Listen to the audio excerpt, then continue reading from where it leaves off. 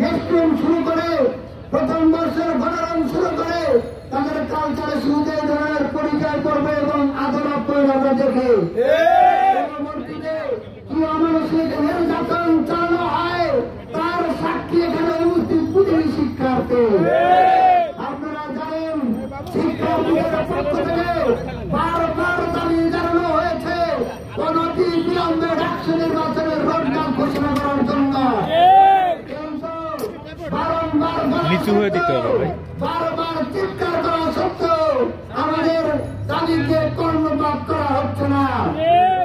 আমরা দেখেছি ওই পাশে চলে যান ভাই, ওই পাশে দাঁড়ান, ওই পাশে। ইতিমধ্যেই ডাকসু নির্বাচনের রোডম্যাপ ঘোষণা করেছে।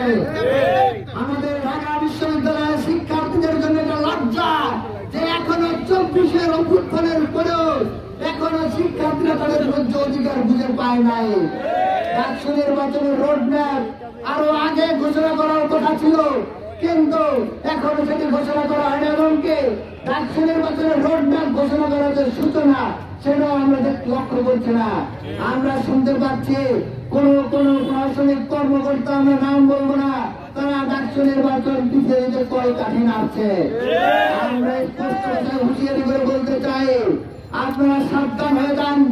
যদি ডাকসু নির্বাচনের রোডম্যাপ পিছিয়ে দিতে কোন ধরনের তাল বাহানা করেন, আপনাদের পদত্যাগের দাবিতে শিক্ষার্থীরা আন্দোলনে চলে আসবে। শিক্ষার্থীরা রক্ত দিয়েছে, 24-এর অভ্যুত্থানে রক্ত দিয়েছে, ছাত্রলীগকে পিড়িয়ে হলছাড়া করেছে। এর কোন দানবকে শিক্ষার্থীরা প্রশ্রয় দেবে না, গড়ে উঠতে দেবে না। আজকে আমরা এখানে অবস্থান কর্মসূচি পালন করব।